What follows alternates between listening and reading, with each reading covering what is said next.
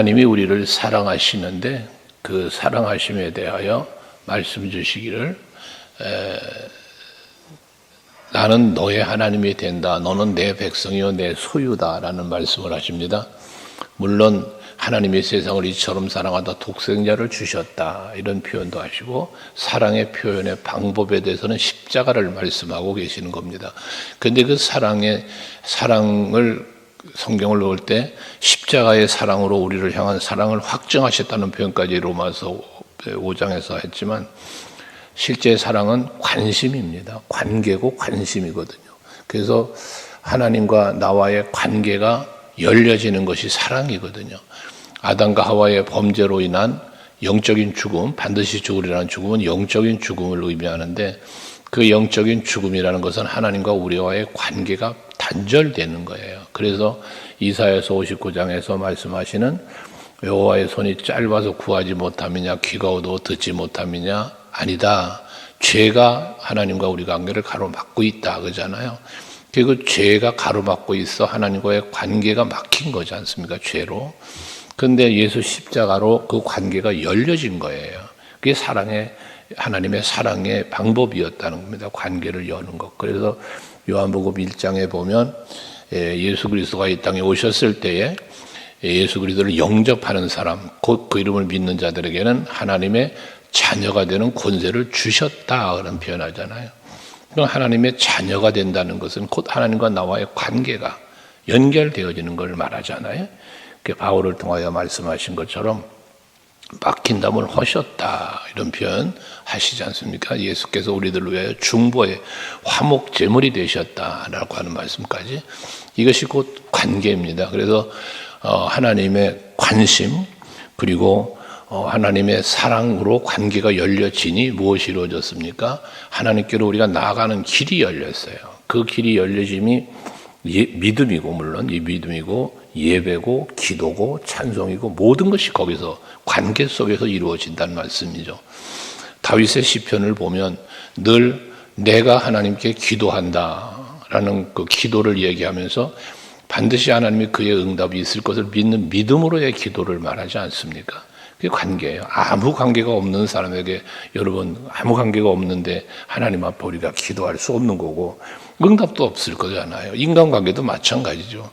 무엇인가를 부탁하고 무엇인가를 이루어갈 때는 관계 형성이 이루어짐으로 가는 거지 않습니까? 마찬가지입니다. 하나님과의 관계가 여러분 열려지시길 원하는데 이미 열려졌죠. 하나님의 은혜와 사랑하고 그 열려진 관계가 막히지 않도록 항상 열려져 있는 관계 속에서 여러분 하나님께 가까이 나아가고 하나님의 은혜와 복이 여러분에게 임하고 이것이 일상의 삶 속에서 우리는 신앙 생활한다, 믿음 생활한다 하잖아요. 내가 믿는 대로 이루어지는 우리가 하나님을 믿고 따르고 의지하는 대로 하나님 부신 은혜가 나는 하나님께 영광이요 나아가며 가까이 함이라면 하나님이 그를 통하여 그 통로를 통하여 부어주신 은혜가 여러분의 누림이 되어지는 이런 은혜 있는 삶이 여러분에게 날마다 있길 축복합니다. 그래서 오늘 1절에 다윗은 말하는 거예요. 여호와여 내 기도를 들으시고 내 간구에 귀를 기울이시고 주의 진실과 의로 내게 응답하소서. 내 기도를 들어달라, 귀를 기울여달라라고 하는 것은 하나님은 그런 분임을 믿는 거예요. 여러분 기도할 때 기도의 내용이 있잖아요. 여러분 입술에 담는 기도의 내용들 그것이 이 세상적인 것이었던 육체적인 것이든 영적인 것이었든 무엇이었든지 여러분의 입술에 담는 모든 기도는 여러분의 믿음의 고백이 되는 거잖아요. 그 내가 간구하는 그 내용을 하나님은 들으실 것이고 그리고 응답해 주실 것이라는 믿음이 있기 때문에 믿음의 말을 담는 거예요. 이게 기도란 말이죠.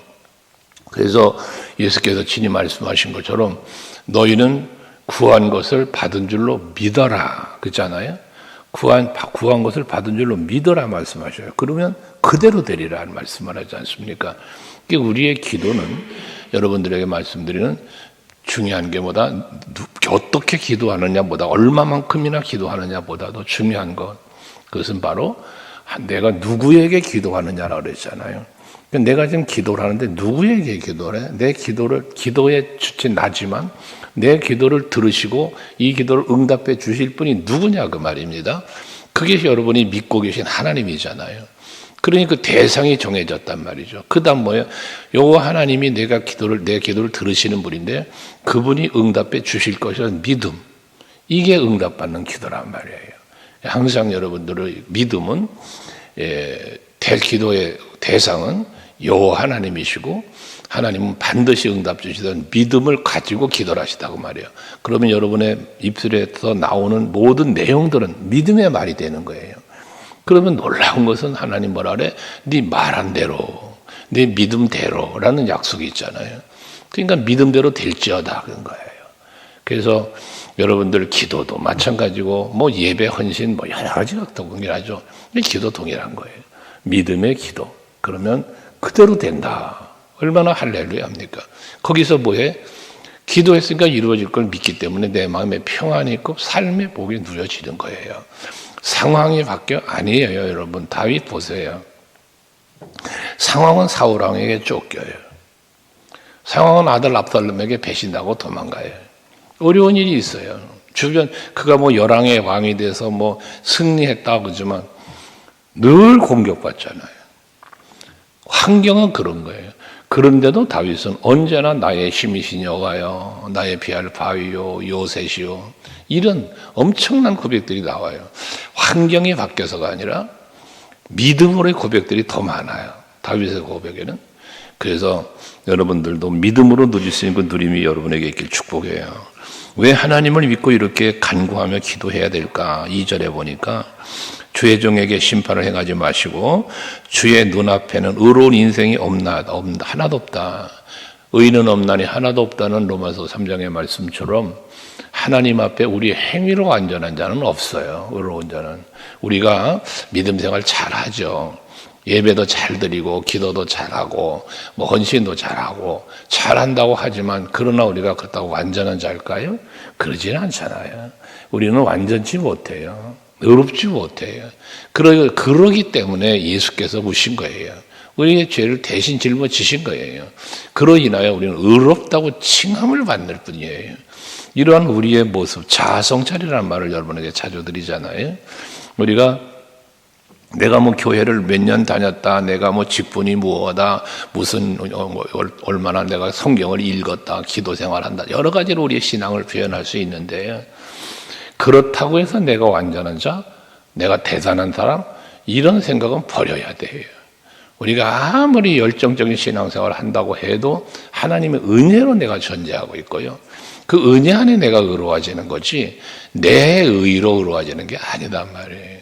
이러한 겸손한 마음이 우리 안에 있을 때에 하나님의 은혜와 긍휼은 우리에게 임하는 겁니다. 다윗 아까도 말한 것처럼 그 상황을 한번 보시면요. 3절 4절에 보면 얼마나 극심한 고통 가운데 처하여 있는가를 말하고 있잖아요. 원수가 내 영혼을 핍박하며 내 생명을 땅에 엎어서 나로 죽은 지 오래된 것 같이 나를 어둠 속에 두었나이다. 얼마나 극심한 고통 속에 위협 속에 있는지를 표현했지 않습니까? 더 나가서 4절의 고백을 보면 그러므로 내 심령이 속에서 상하며 내 마음이 내 속에서 참담합니다 라고 고백을 해요. 상하고 참담하다 라고 말합니다. 이 모든 표현들의 원어의 의미는 놀란다. 놀랐다는 거예요. 놀랐어. 그런 어려운 적들의 그런 원수들의 모습에서 놀랍고 모든 것이 황폐해졌어요. 삶의 환경이 너무 힘든 상황을 이렇게 상하였다, 참담하다는 표현을 하고 있는 것이거든요.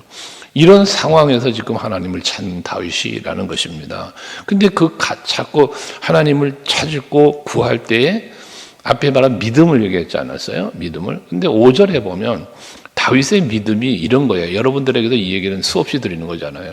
이게 뭐냐? 5절의 믿음이 뭐냐면 내가 옛날을 기억하고 라는 말을 해요. 하나님께서 행하셨던 모든 것들을 읊조린다. 주의 손이 행하는 일을 생각한다 라고 말을 해요.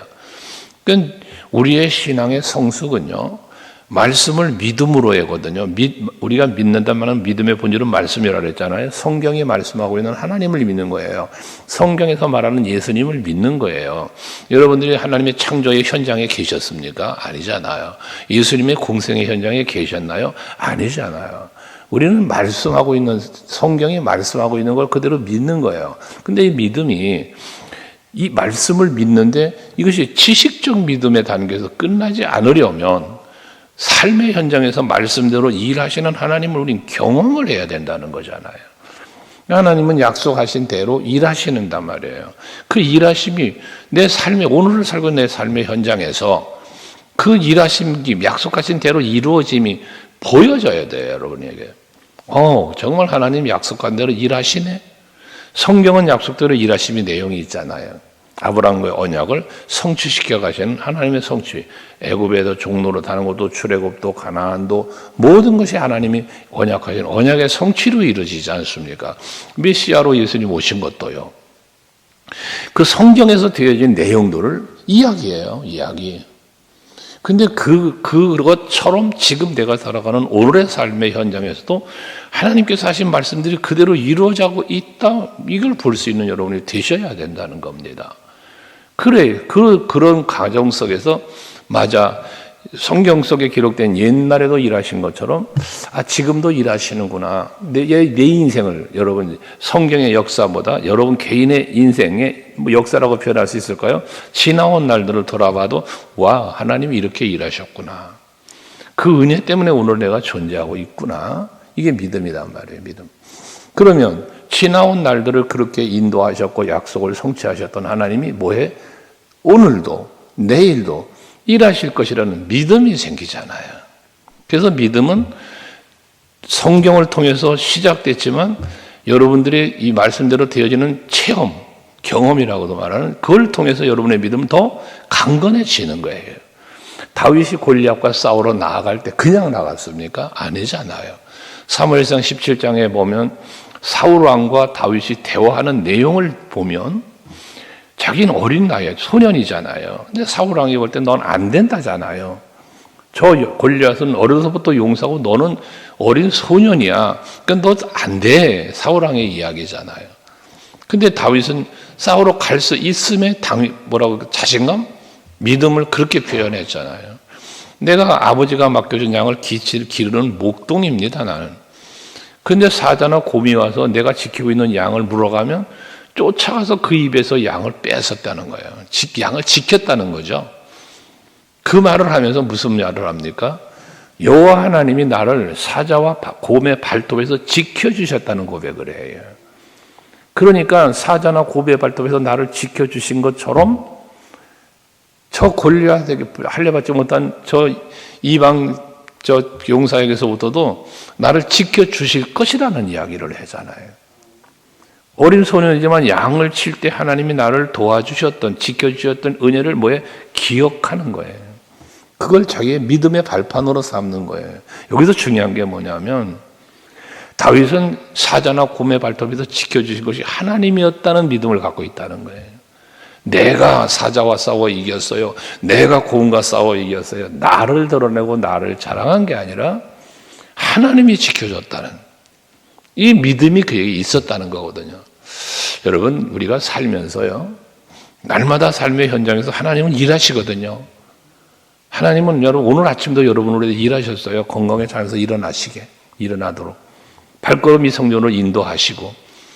근데 중요한 게 뭐냐면, 이렇게 하나님은 살아계시고 나와 함께 계시면서 날 위하여 일하고 계시는데 내가 그것을 얼마나 인식하고 있느냐는 거죠. 발견하고 있느냐는 거죠. 하나님은 일하시는데 나를 위해서 또 내 곁에 계시는데 내가 내 곁에 계신 하나님을 인식하지 못해, 믿지 못해, 찾지 못해, 의지하지 못해. 믿음의 문제인 거예요. 내가 발견하지 못해. 그렇잖아요. 이 말처럼 그래요. 꽃이 있으면 꽃을 보면서 와, 아름답다, 향기 좋다.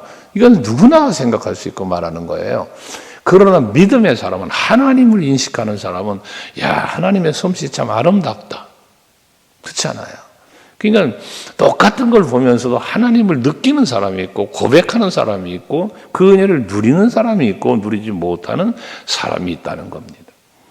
다윗은 지나온 날 옛날 일을 기억해 보니 하나님의 은혜였어. 그러니까 그 믿음을 근거로 6절 주를 향하여 손을 펴고 내 영혼이 마른 땅이 주를 사모하나이다 라고 말하고 있습니다. 마른 땅같이. 얼마나 하나님, 마른 땅이 마른 땅같이 주를 사모한다는 게 뭐겠어요? 마른 땅은 뭘 사모해요? 비가 오는 걸 사모하죠. 비. 그러니까 그 마른 땅에 그 비가 내리는 것을 사모하는 것처럼 지금 다윗은 그 영혼이 그런 마른 땅의 심령으로, 가난한 심령으로, 갈급한 심령으로 오직 주 여호와를 바라보고 기도하고 있다는 걸 말하는 거예요. 간절함의 기도, 이 간절한 간구함의 기도는 어디서 온다 그랬어요? 믿음에서 온다 그랬잖아요. 믿음 없이는 간절해질 수가 없어요. 하나님을 간절히 찾고 부르짖고 이 믿음으로부터 시작된다 그랬잖아요. 소경 바디에 뭐 얘기해요. 가나안 여인도 얘기 여러분에게 하잖아요.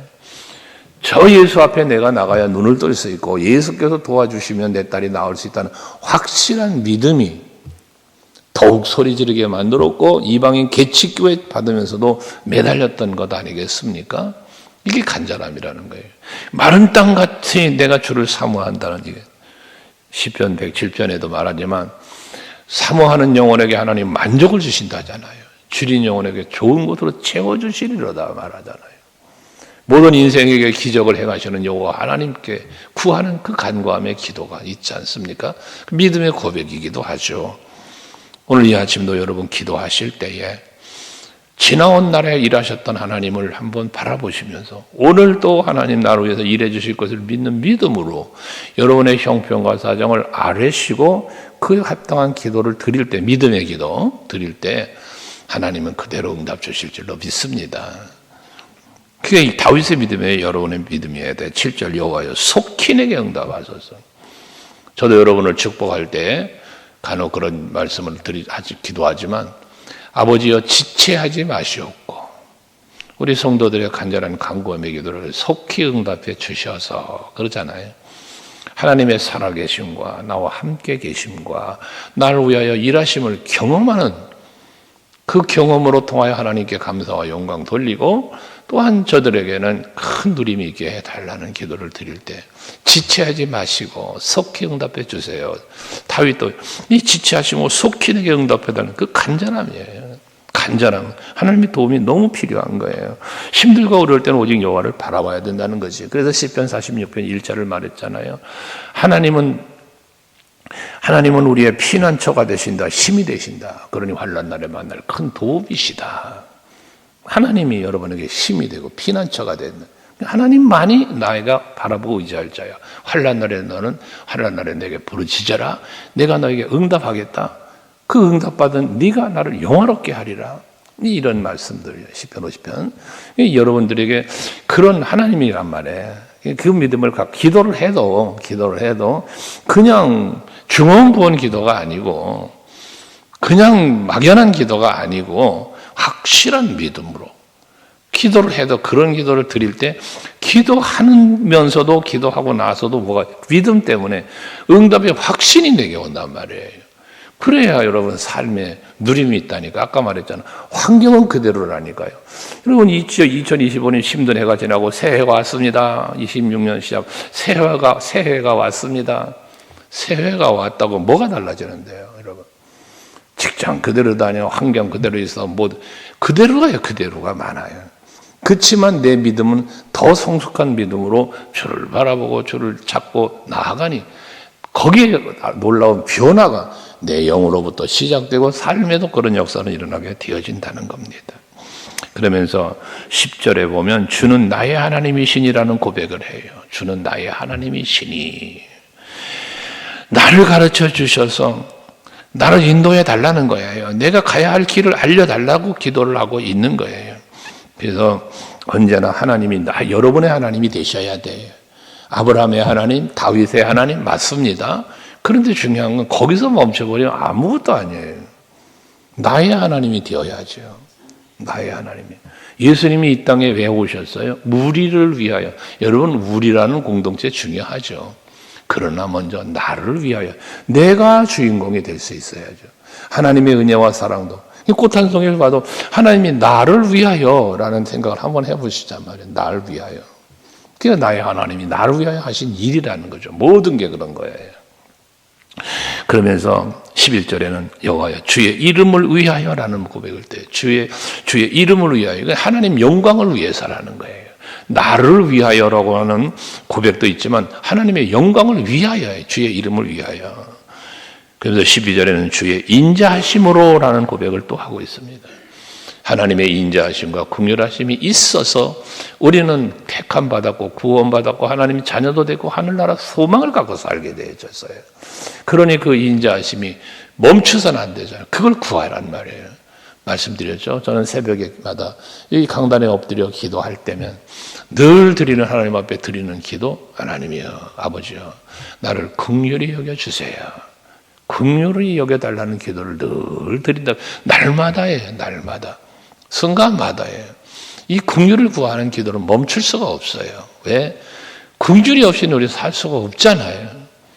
하나님의 그 긍휼한 사랑으로 표현을 많이 하지만 긍휼이라는 건 굽어 살피시는 거예요. 큰 관심이에요.